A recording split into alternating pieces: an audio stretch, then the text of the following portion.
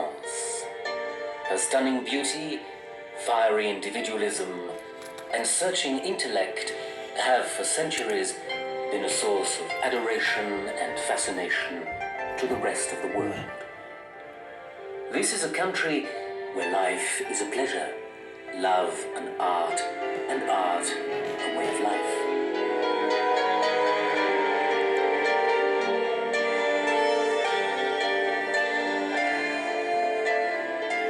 A stylish, self-assured people who view other nations with warm curiosity and also a certain sympathy for that inevitable flaw: they're not French.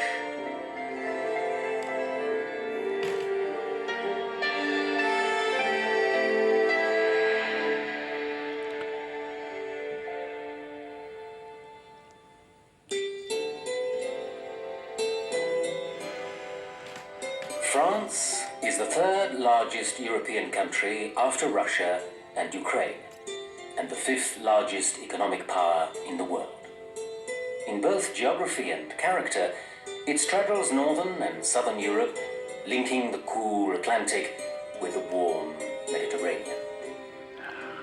The country is divided into 22 regions, with its legendary capital, Paris, in the mid-north. Paris is ringed by some of the world's finest and most magnificent cathedrals. To the north of the city are the regions of Nord-Pas-de-Calais, Picardy, Normandy, and Brittany.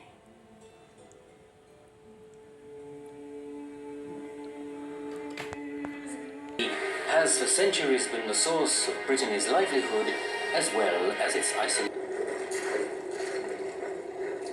The sea is still a major source of culture, traced directly to the Celts, who came across the Channel during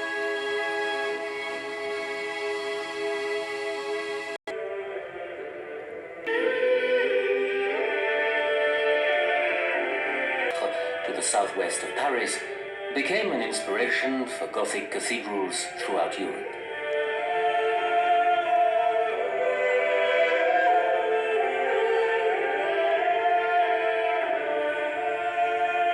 Inside, ever-changing.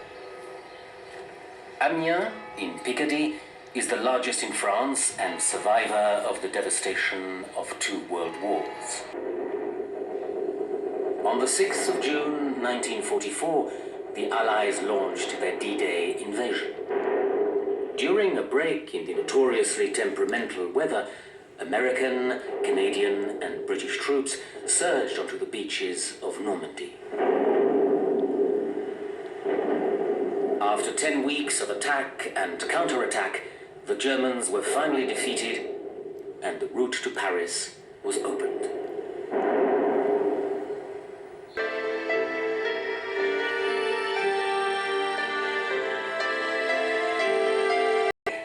But it would take a lifetime to experience. Large areas of it were demolished to make way for the new unified plan.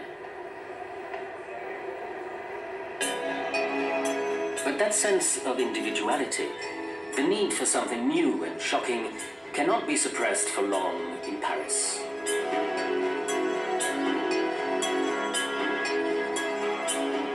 The Eiffel Tower, built in 1889 for the World's Fair, represented French industrial might. It was intended to be a temporary structure due for demolition, but was spared for use as a radio mast. Many Parisians hated the tower when it was first built.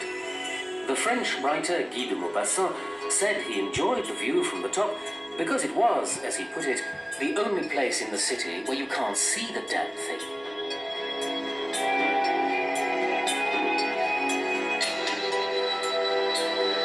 Architectural daring continued into the 20th century with the construction of the strange inside-out museum, the Pompidou Center.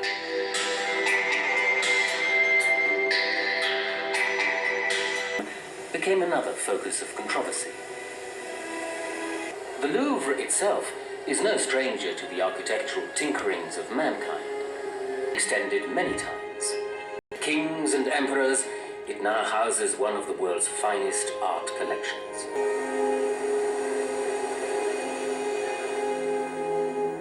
19th and early 20th century. A stunning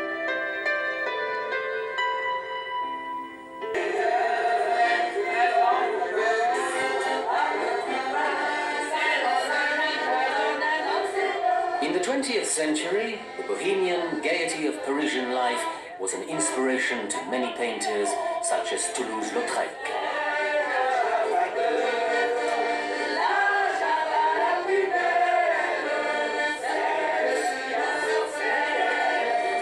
The Café Society attracted some of the world's most famous writers and artists of the time.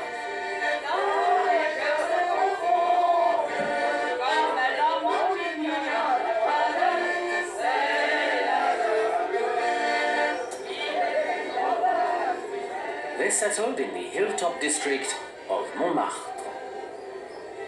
It is still a popular venue for painters, but the artists are now perhaps mainly intent on making a living.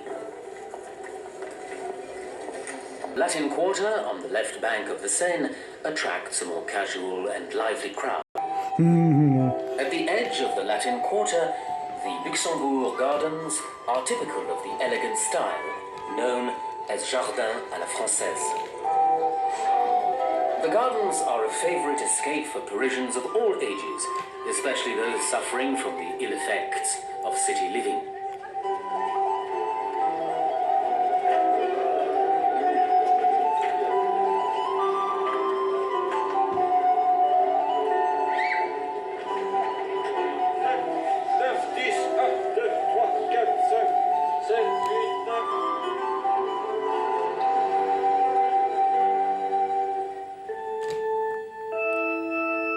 The magnificent Cathedral of Notre-Dame.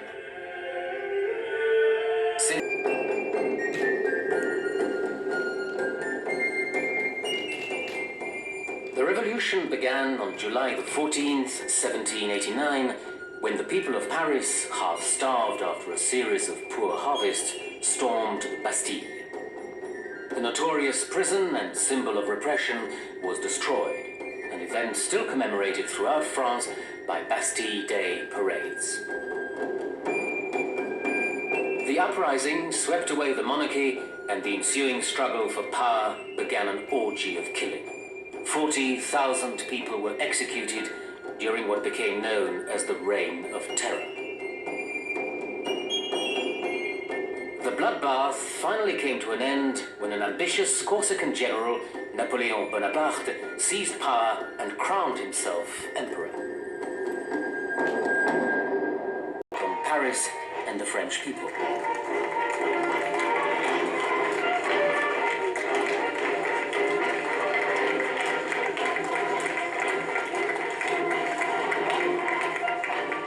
Bastille Day is still the most important French festival. In Paris, it is marked by a military parade towards the Place de la Concorde. It was here that the French king, Louis XVI, was executed just over 200 years ago.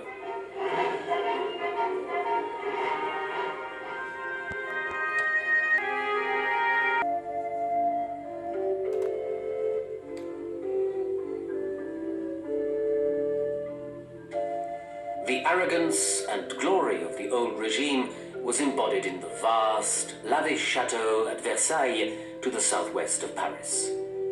In the 17th century, Louis XIV, known as the Sun King, decided to extend a small chateau built by his father.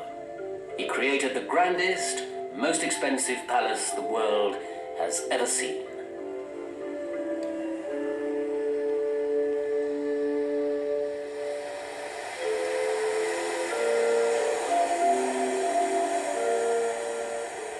"1,400 fountains were built and a vast reservoir excavated to store water diverted from the Seine.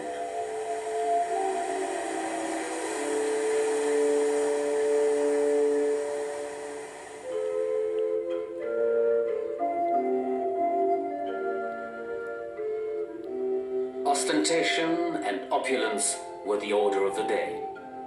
The magnificent Hall of Mirrors was used for official audiences and balls.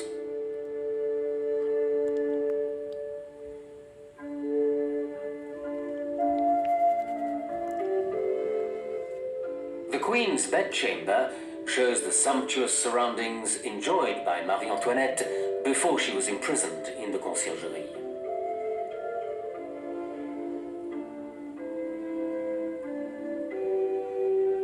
The court of the time consisted of some 6,000 people. On grand occasions, the unwashed courtiers would cram into the palace rooms.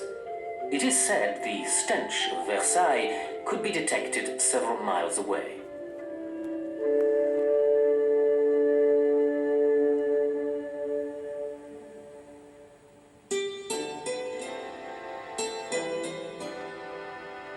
In the northeast are the regions of Burgundy, Franche-Comté, Champagne-Ardenne, Lorraine-Vosges, and Alsace.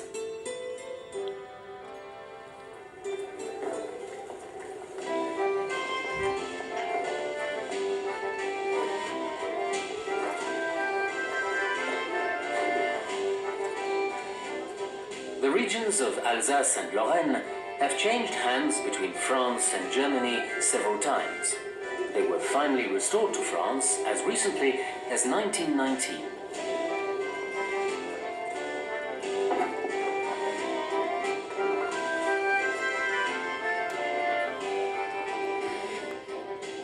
The folklore, architecture, food and drink of the area still retain a strong German influence.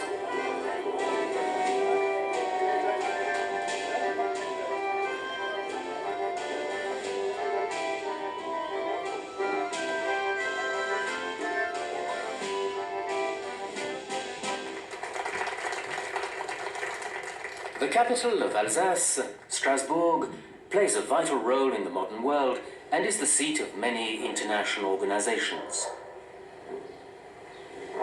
France is the oldest and most beautiful part of the city.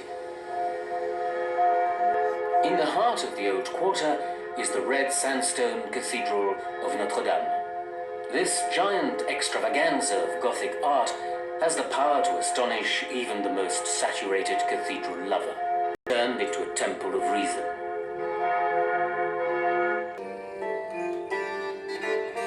He is said to have announced his great discovery with the words, "Come quickly, I'm..." On the nose, Tasting champagne is an art in itself. then in the mouth, when you put the wine in your mouth, you have to swirl it around your tongue, and what you will feel is the acidity on the side and the fruit at the back of the mouth. And the point for us is to create, by the blending, a harmony between the acidity and the fruit. Burgundy, another of the many great wine regions in France, is an enchanting patchwork of unhurried farmland, colorful tile roofs, and typical French country life.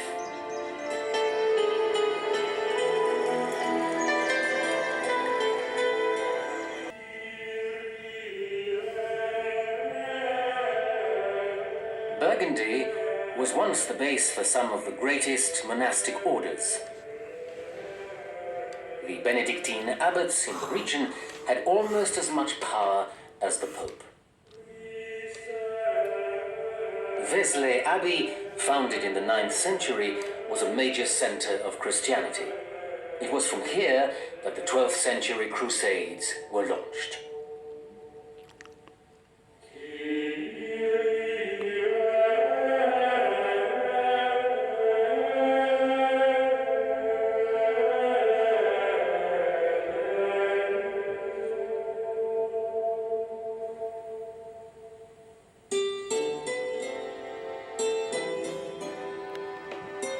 The northwest of France comprises the regions of Western Loire, Poitou-Charentes, and the Loire Valley. As the names suggest, the area is dominated by one of the greatest rivers in France.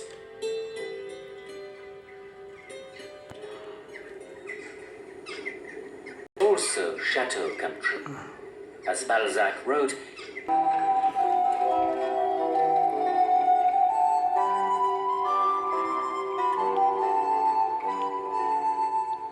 during the 16th century reign of François I, a series of military campaigns in Italy inspired the absorption of Italian ideas and a great artistic renaissance in France.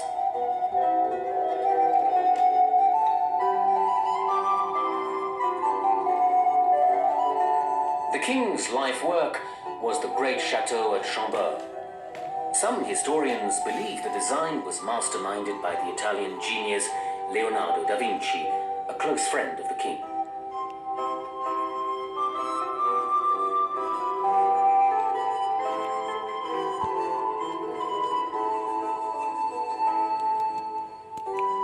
After Francois' death, the court moved to Chenonceau. The new king, Henri II, was obsessed with his mistress, Diane de Poitiers. He presented Chenonceau to her as a gift, much to the annoyance of his wife, Catherine de' Medici. When Henri died, the queen wasted no time in evicting Diane.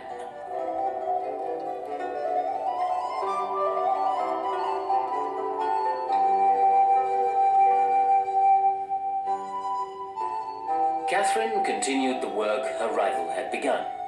She extended the gardens and used them for lavish court extravaganzas.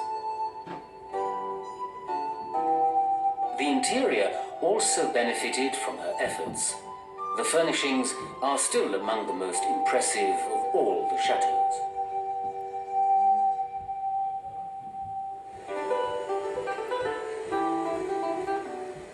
Like Chenonceau, Azay-le-Rideau on the river Indre was designed by a woman, Philippa Lesbailly. It was built purely for aesthetic pleasure without thought for military defense. The result was sublime harmony.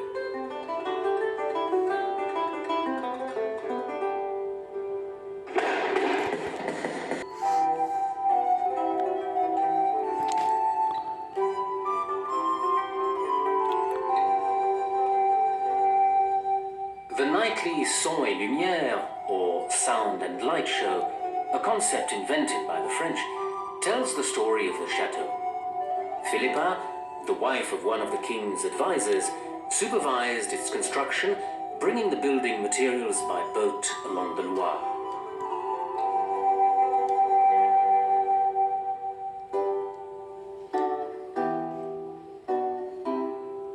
Disaster struck when a cousin was hanged for embezzling public funds.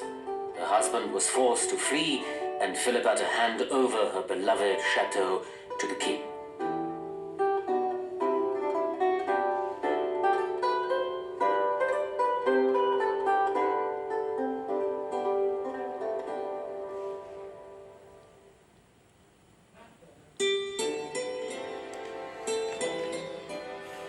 Central France is dominated by a huge plateau, the Massif Central. The area encompasses the regions of Auvergne and the Rhône Valley, with its principal city, Lyon, the region of Limousin, and the departments of Lot and Dordogne.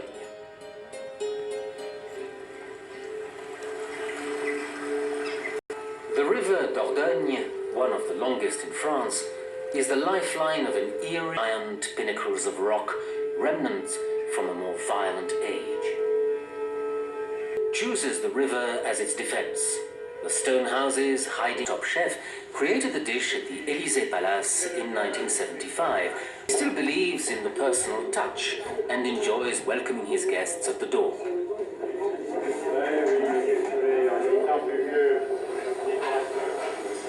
Lyon, the third largest city in France, was built at the meeting point of the rivers Saône and Rhône. Diaz was born here. It does not have the feel of a big city.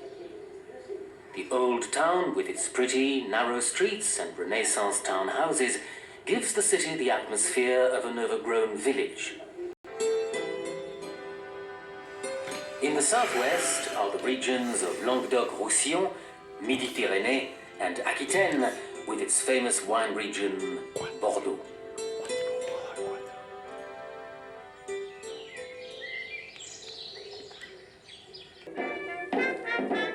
The summit of a hilltop ruin overlooking the town and proclaim the result of their deliberations. Mon message de 5 millions à l'âme de notre terroir.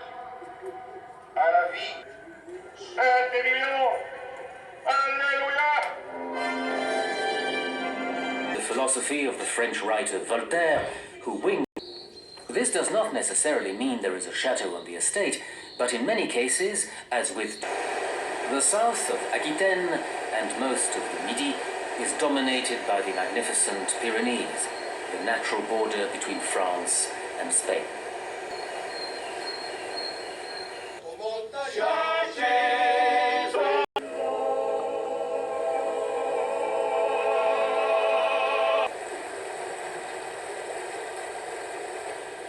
Homesteads in the mountain village of translates as Big House. A modern-day fishing port is one of the more picturesque coastal towns, leads of piracy. Reputation acquired in the 19th century.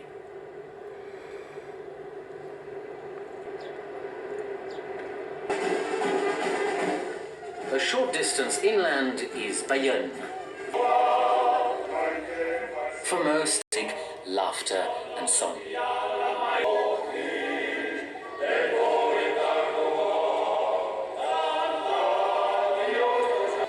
For centuries, two sets of walls made the city impregnable. The first ramparts, originally guaranteed the city's invulnerability. During the Middle Ages, and as many as 10,000 when invasion threatened.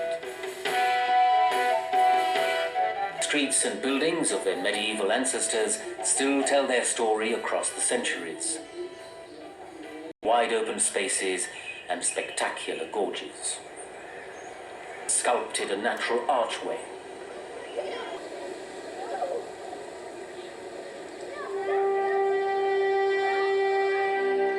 One of the most impressive man-made monuments in the region is the Pont du Gard, a mighty testament to the ancient power of Rome.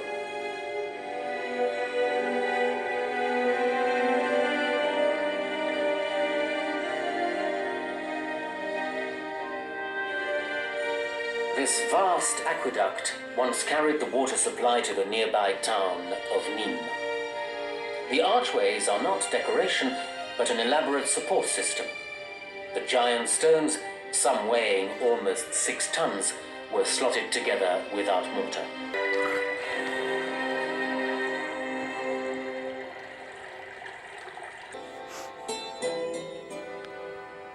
The southeast is in many ways the playground of France. It includes the famous Côte d'Azur, the rich landscape of Provence, and the mighty French Alps, stretching up to Dauphiné, Alpes, and Savoy.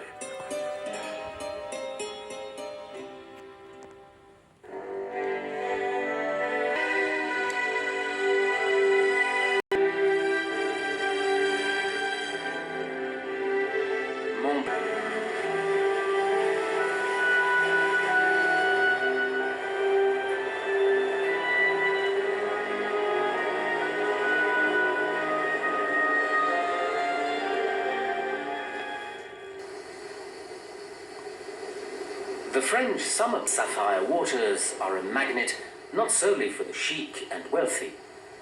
Half the population of northern France spend their vacation here.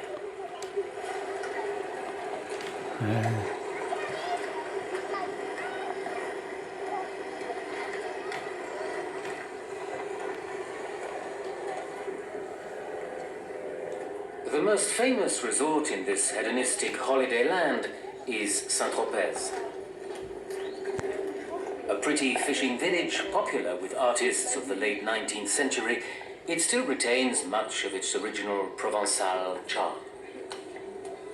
Simple fishing vessels. The Riviera began to acquire its glamorous reputation in the 1920s when it became popular with such famous names as F. Scott Fitzgerald and Coco Chanel. Saint-Tropez's chic reputation was established in the 1950s by Brigitte Bardot, who still lives in the area.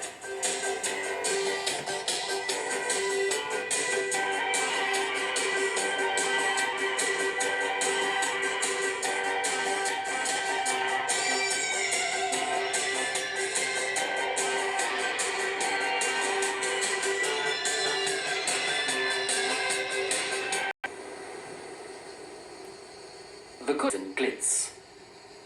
Many of the towns and villages, Ez is one of a number of hilltop villages in the region built during the Middle Ages as a defense against invaders.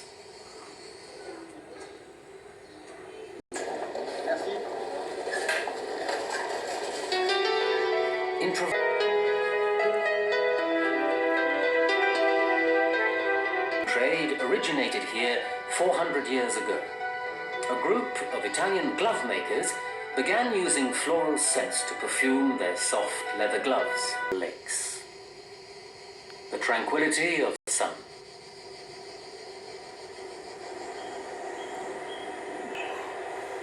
The Grand Canyon of the Verdon is one of the most awesome gorges in Europe.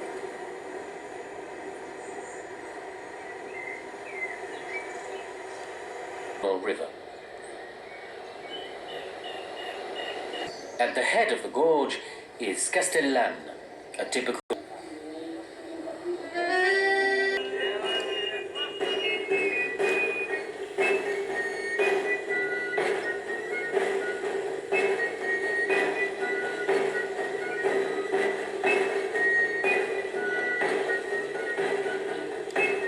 The region has its own musical traditions.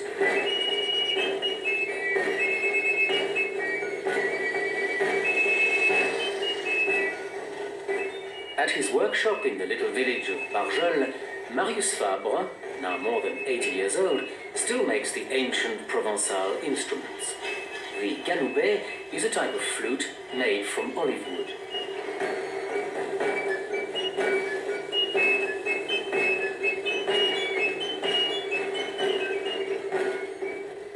The tambourin is an elaborately carved drum made from local walnut.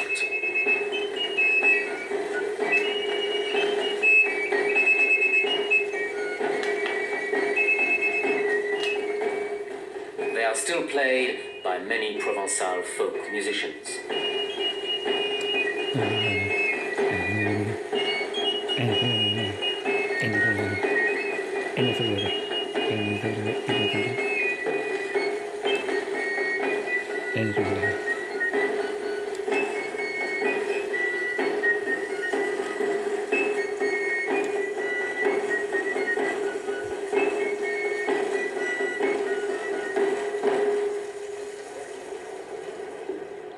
Marseille is the largest city in Provence and the oldest in France.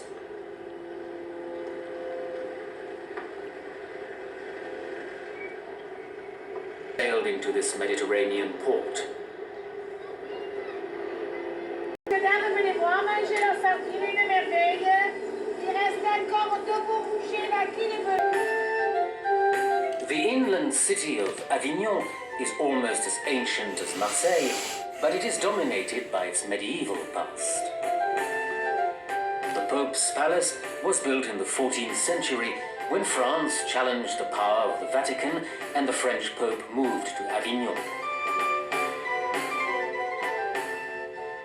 Over the next 100 years, 7 popes ruled from the palace before independence from the French king was re-established and the Holy See returned to Rome. Next to the palace are the remains of the 12th century Pont d'Avignon. It's thought that the dancing mentioned in the famous song of the same name actually went on in taverns under the bridge.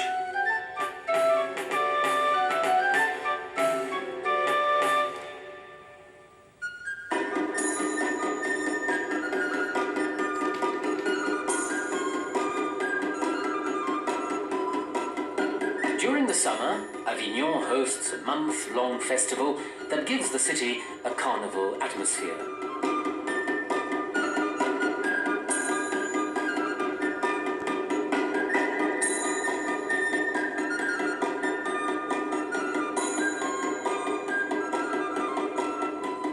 The streets teem with theatre-goers, performers and musicians who give ad hoc shows in the city centre.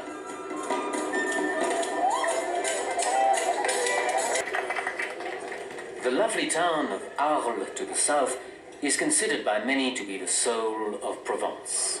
Quiet back streets seem to belong to another age. It's easy to imagine Vincent van Gogh wandering through the maze of the 1st century BC when Julius Caesar for siding with one of his rivals and gave Rome's trade to Arles. The Tava, sensuous yet intellectual.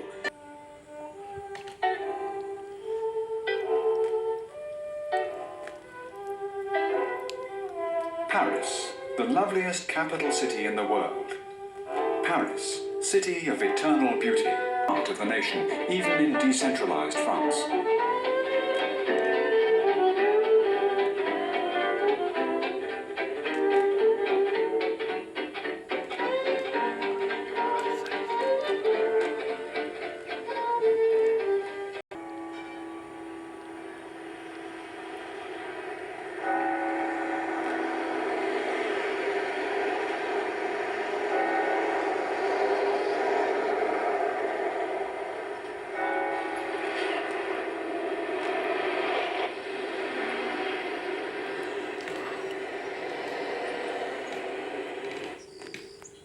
And this is the countryside where the battles were fought. There is no sign of them now. This typically Norman scene is peaceful. It draws Parisians who dream of a quiet spot, and it has also become the target of foreign investors from England, Germany, and the Netherlands.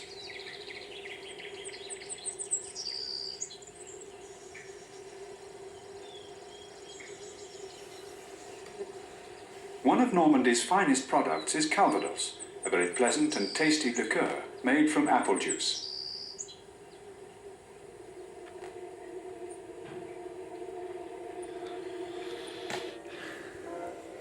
Here we are visiting Jean-Luc Colombier, the owner of the apple orchard and licensee of distilling rights. Jean-Luc's family has been in the business for 350 years.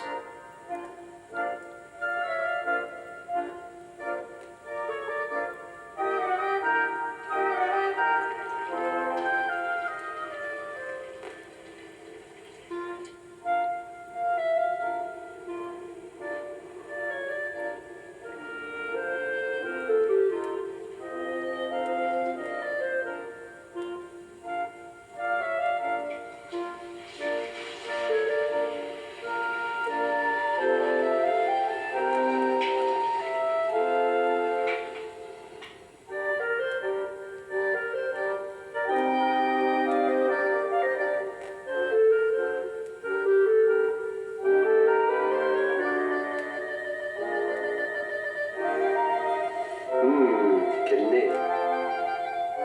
Et bien limpide. Good color. Agréable en bouche. Excellent taste. C'est un bon Calvados. This is a fine Calvados.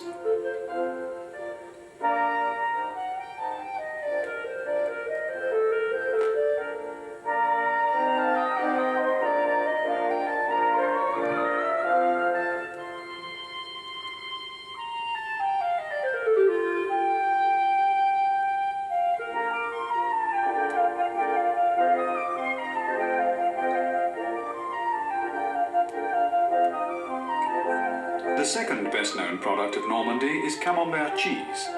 This monument, in the small town of Vimoutiers, honors its inventor, Marie Harel. She lived during the French Revolution. A monk, whom she was hiding from his persecutors, revealed to her the secret of cheese preparation.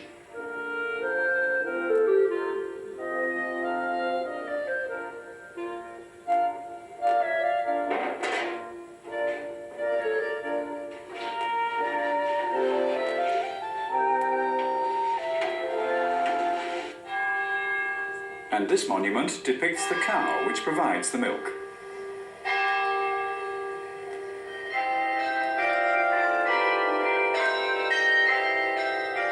North of France, known for its windmills, belfries and northern Gothic brick.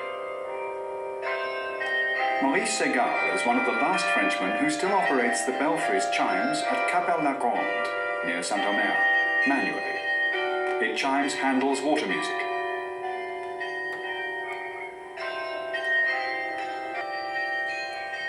The cities of Calais, Arras and Lille resemble each other in the architecture of their buildings and market squares. The common characteristic is their northern austerity.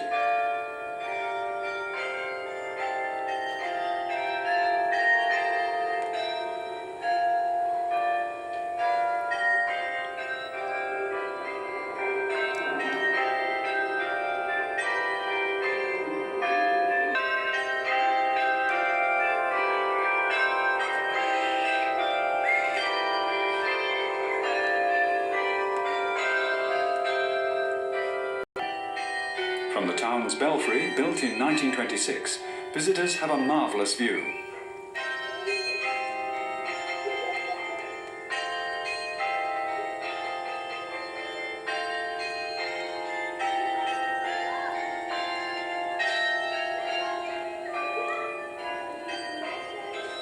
The sculptor Auguste Rodin created his masterpiece entitled The Citizens of Calais here.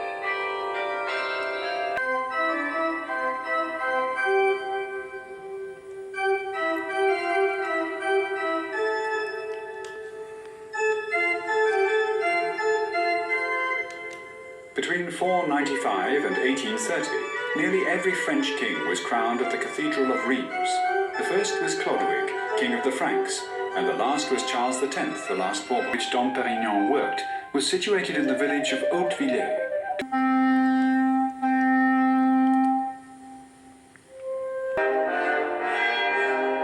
Verdun, where in 843 the sons of King Louis the Pious, grandsons of Charlemagne, divided the... Today, the town and the battlefield are a meeting place for thousands of peace-loving Europeans.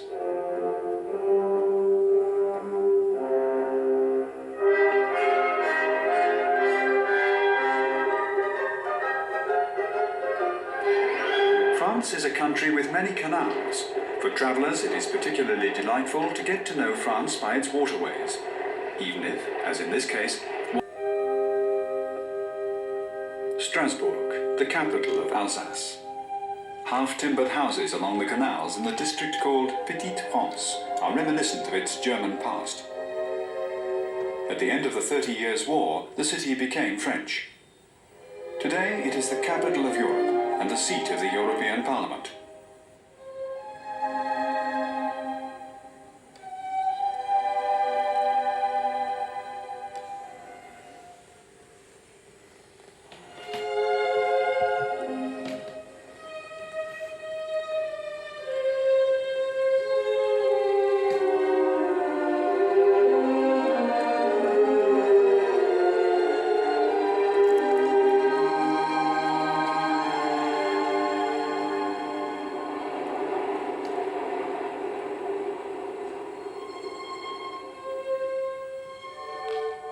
The city's landmark is its cathedral, built in the 13th century by the German architect Erwin von Steinbach. His premature death prevented him from adding a second tower, and so the dome remains one-legged to this day.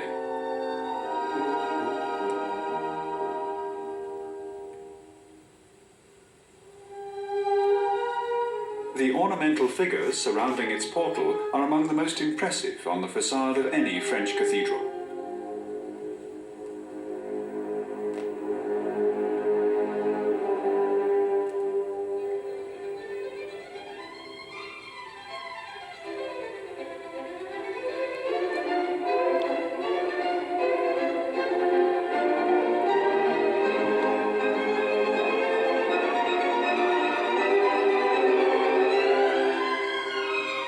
The cathedral's rosette, called La Grande Rose, is considered one of the most beautiful in France.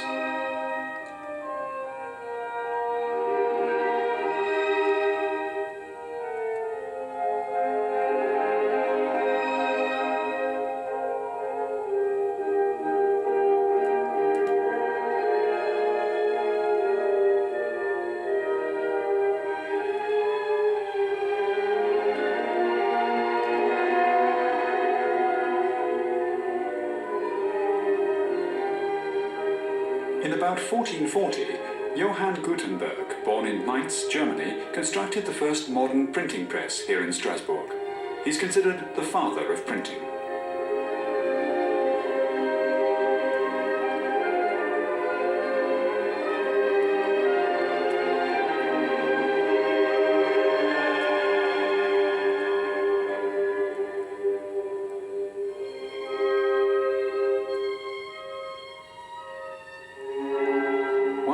Strasbourg's most eminent sons was Jean-Baptiste Kléber, a general in Napoleon's army, who in 1798 triumphed over the Turks in Egypt. This square was named after him.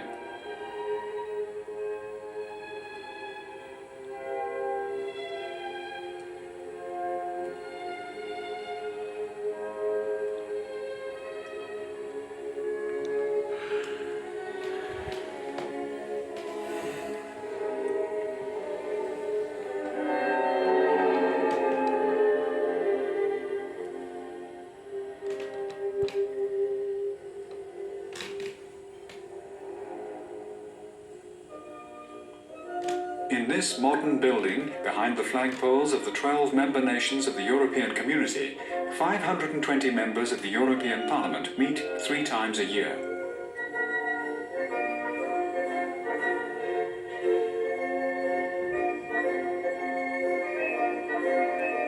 Strasbourg is also one of the gastronomical centres of Europe. Pâté de foie gras and choucroute, or sauerkraut, were invented here. Snails are a delicacy in Madame Yvonne's wine tavern, which is probably the most popular in Strasbourg.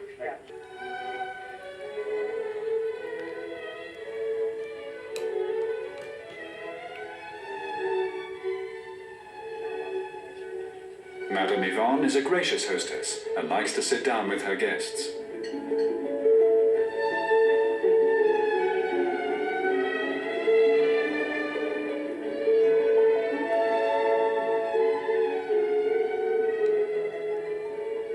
The Alsatian vineyards are among the finest in France.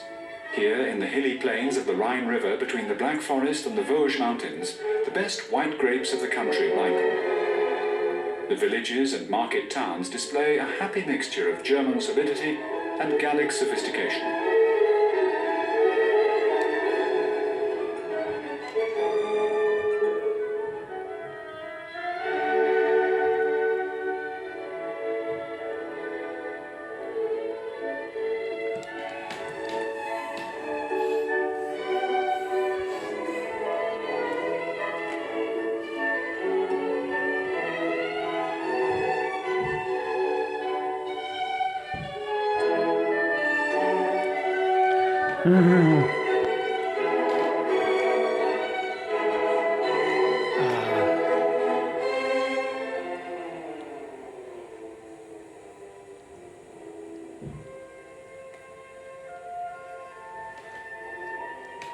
This is the Unterlinden Museum in Colmar, a former Dominican monastery where visitors come to admire the Issenheimer altar. It was built, probably around 1510, by the German artist Matthias Grunwald, whose place of birth is unknown.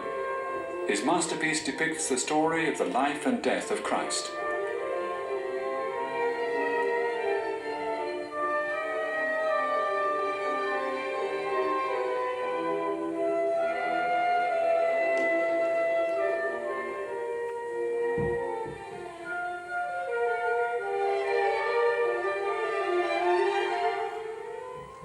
In this tiny village in the Vosges Mountains, Lionel Vaudeville is one of the last 2 artisans pursuing the noble craft of glass cutting in the Meurthe Valley.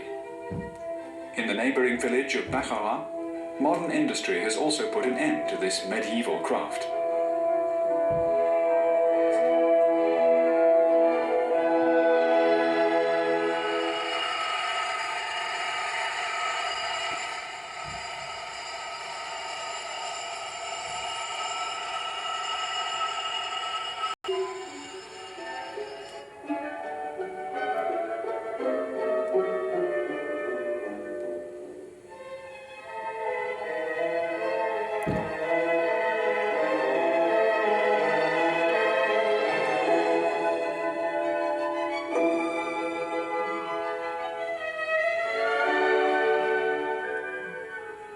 Past this small isolated chapel in the Vosges forest, the road continues to Nancy, the capital of Lorraine.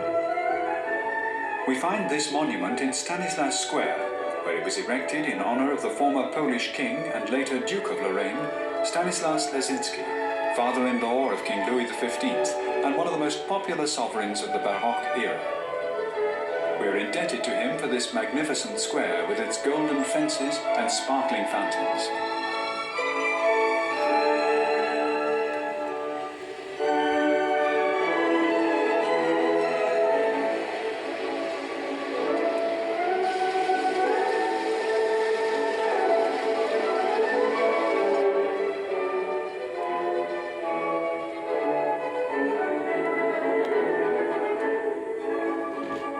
Nancy is a young city. Young people from all over Europe, and particularly from eastern France, attend its university.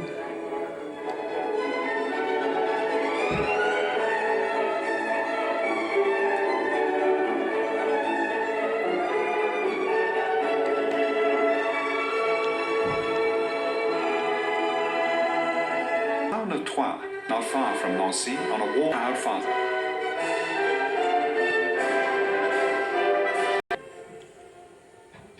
Going south from Nancy, we arrive in the province of Burgundy, which is rich in history. We pass the castle of Rochepot, which was built in the 13th century and bears testimony to the glory of Burgundian.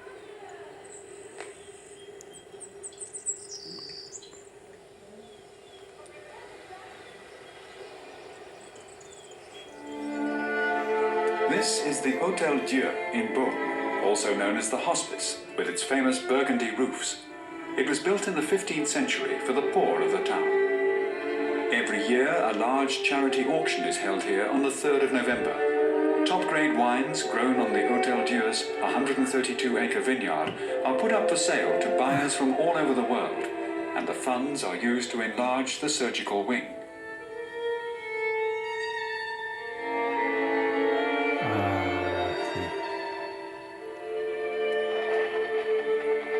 The Burgundians too are connoisseurs and appreciate a good wine.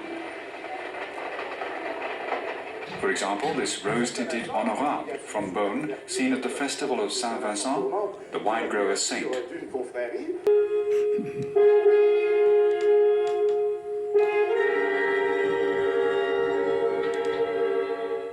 Lyon, the second largest city in France, bears the proud name Capital of Gaul to this day.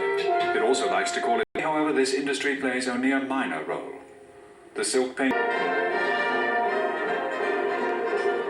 When driving southward from Lyon to the Mediterranean, it's advisable to avoid the overcrowded Rhône Valley and to take the scenic route through the lower Alps via Digne.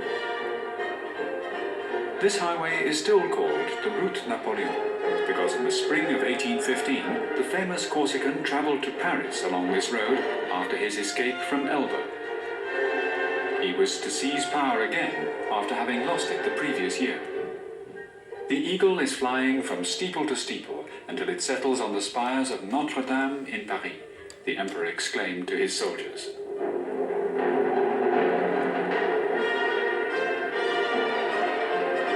It was in this small Mediterranean village, Golfe-Juan, that the Corsican landed with a small number of faithful followers after a sea crossing which took him 3 days.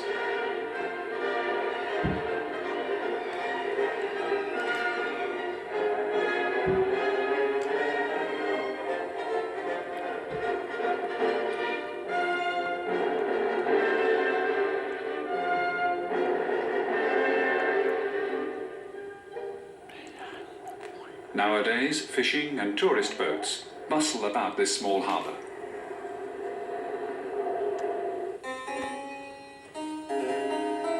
Grasse, in the hilly hinterland of the Côte d'Azur, is well known beyond the borders of France. Here we find the centre of the French perfume industry, which is based upon the abundance of flowers, above all the roses of the Mediterranean coast. In this 200-year-old house, Fragonard, the essences of flowers and plants, lavender in this case, are extracted and transformed into perfumes or eau de toilette, according to ancient and trusted methods. Catherine of Medici, the great Florentine on the French throne, introduced the custom of using perfumes at the court in Paris.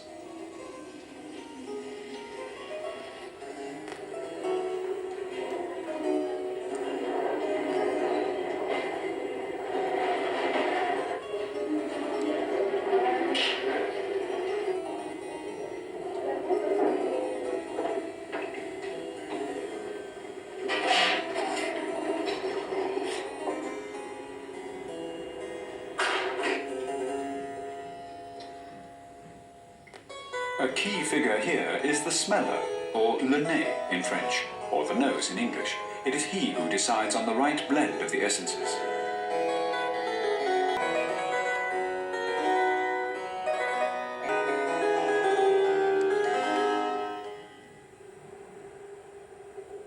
Of old Europe.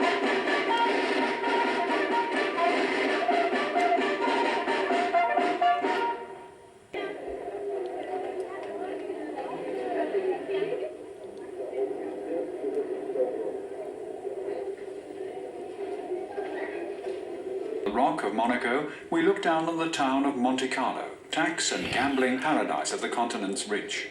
The town is estimated to have the largest density of millionaires per square kilometre, though no one can be absolutely sure of that. 55 acres of ground have been reclaimed from the sea.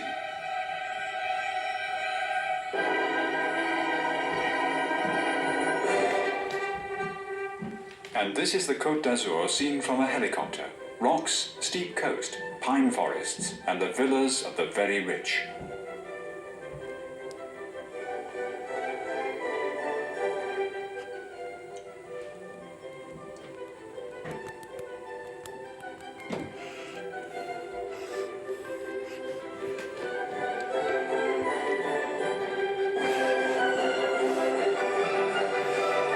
Saint-Tropez, at the western end of the Côte, was an unknown fishing village in 1940, but experienced an unprecedented boom in the 50s.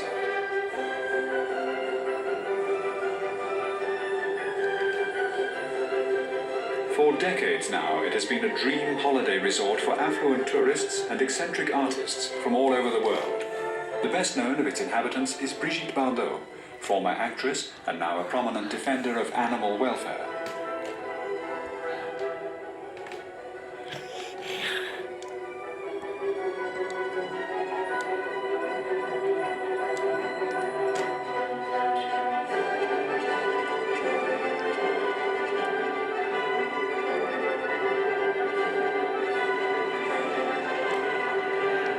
Marseille is the third largest city in France after Paris and Lyon. Founded in the 8th century BC by Greek seafarers from Phoenicia, who named it Massilia, it has been the most important commercial and shipping centre in the Western Mediterranean for centuries.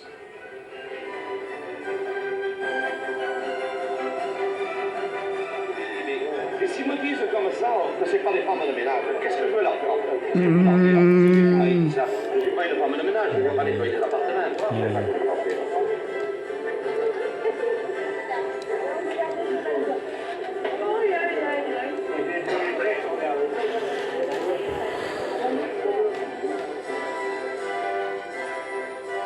Today, the city lives mainly by its petrochemical and steel industries, which attract more and more immigrants from North Africa across the sea.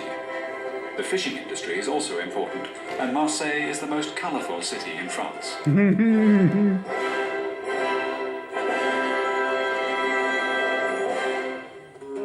Come from the Camargue, but are imported from Spain.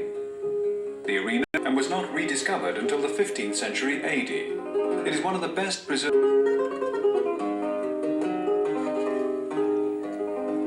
Arles presents us with a genuine picture of Provençal art and its way of life. Restaurant. Pétanque, a traditional southern pastime for professionals and amateurs.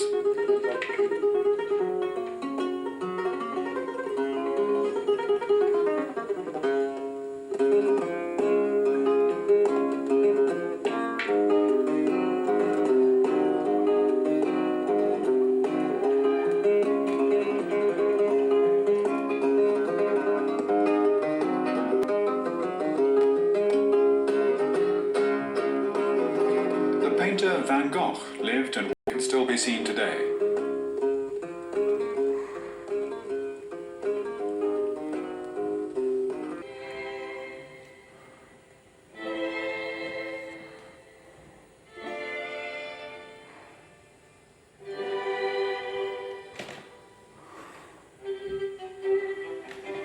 Montpellier is the capital of the Languedoc-Roussillon region, and like other towns in this area, of Roman Greek origin.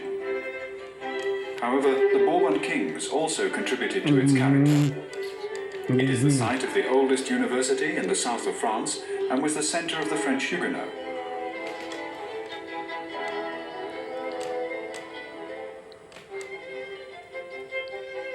The modern part of Montpellier is a creation of the Spanish architect Bofill.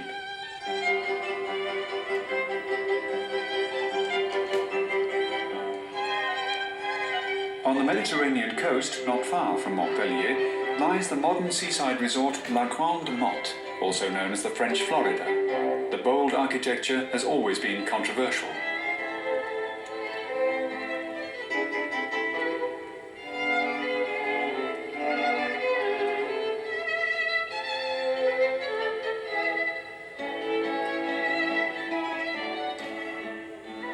Aigues-Mortes, in the west of the Camargue, with its imposing fortress built in the 13th century, was a small Mediterranean port in 1250.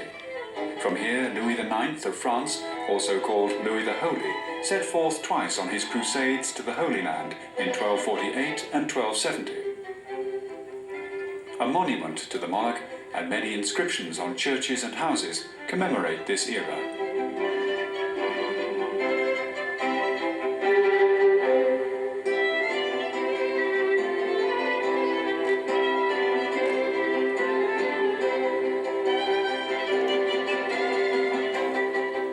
Approaching the Atlantic coast, we find the noble medieval fort of Carcassonne, forgotten for centuries and rebuilt from ruins in 1884. As in other parts of southwestern France, a fanatic religious war raged here in the 13th century between Orthodox believers and Cathars, a sect which contested the divinity of Jesus Christ and wanted to find its way back to the pure doctrine of the Old Testament. Their revolt was suppressed with much bloodshed.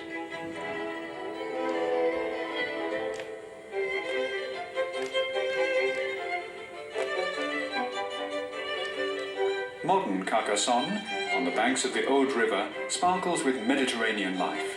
From the Pyrenees and the plains below, the people converge in the markets of the town.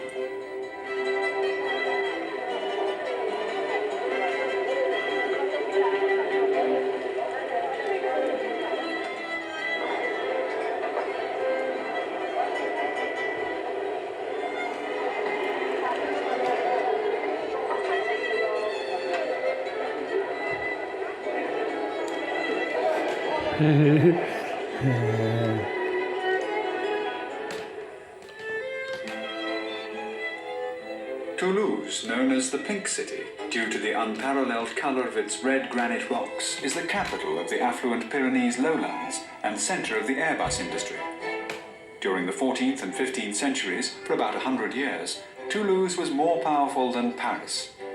The Basilica of Saint-Sernin is the largest church for pilgrims in the south of France.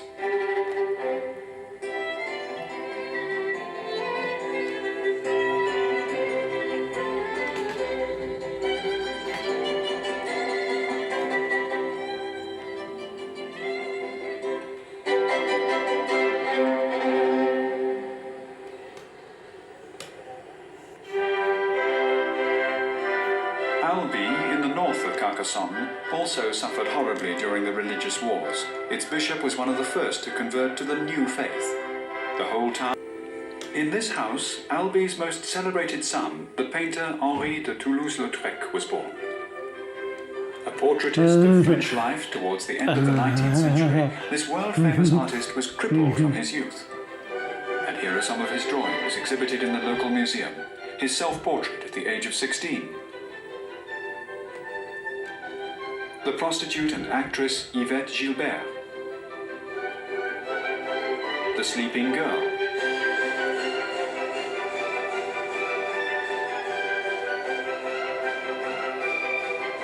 The drunken woman. The young Routy. And the jockey.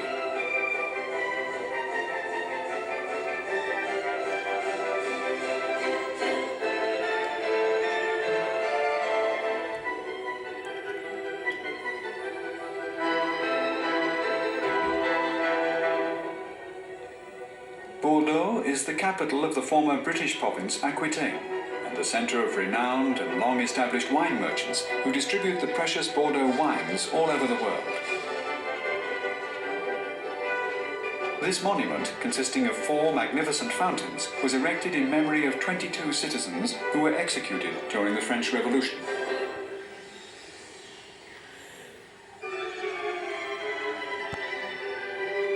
In the province's vast vineyards, known here as chateaux, thousands of tons of Bordeaux wines in impressive casks await consumption. Over and over again, their quality is examined by the experts.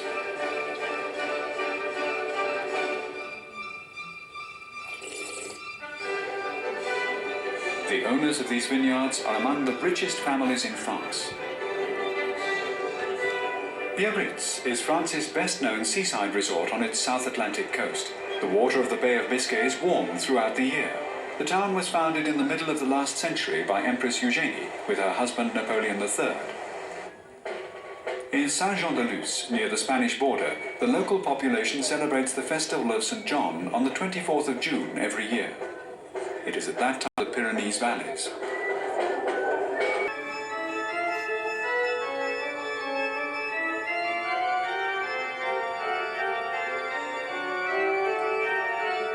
Upon Chartres, a place of pilgrimage with its 12th century world-famous cathedral.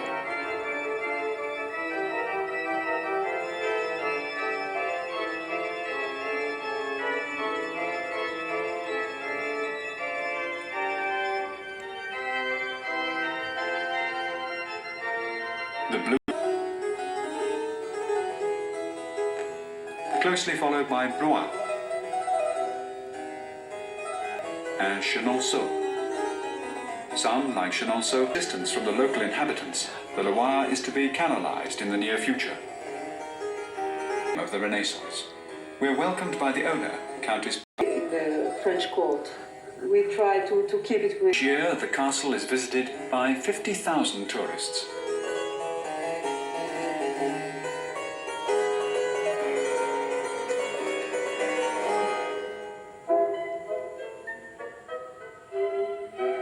Near the crossing, which lasted 30 days.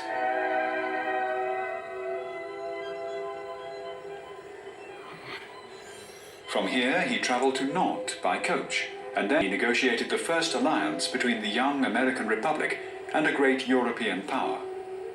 It took Franklin 3 days to locate a coach. He did not speak French and had to communicate with a clergyman in Latin.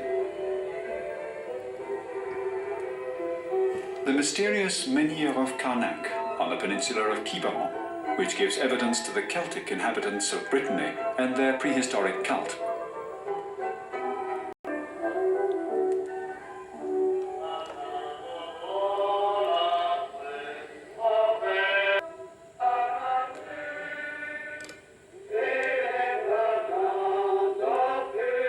On the northern coast of Brittany, we come upon the small fishing village of Erquy. Jean-Noël Le Moal specializes in catching lobsters, but for that he needs a calm sea.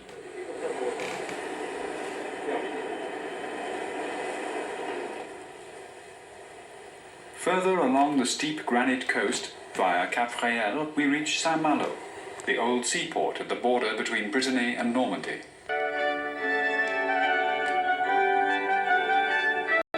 Sailed westward in 1534 and thereby discovered Canada for France. He thus became one of the discoverers of America. Not far from Saint-Malo, in the Bay of Cotentin, lies the breathtaking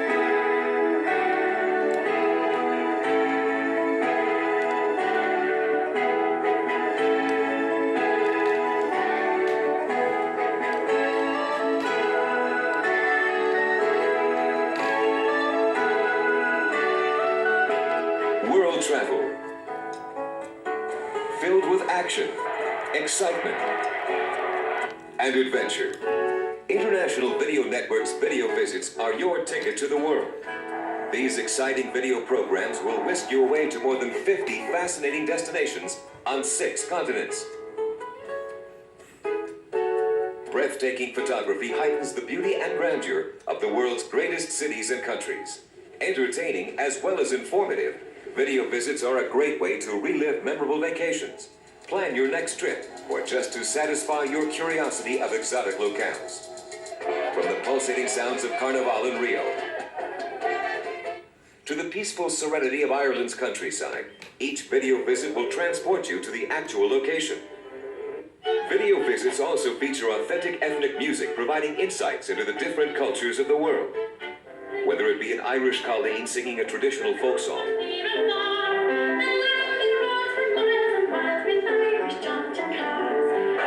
or the boisterous Oktoberfest in Munich, you'll examine the people of today's ever-changing world, discovering the similarities and differences that makes each of them unique, from the native Eskimos of Alaska to the Buddhist monks of China. Bring the world into your home by visiting such sites as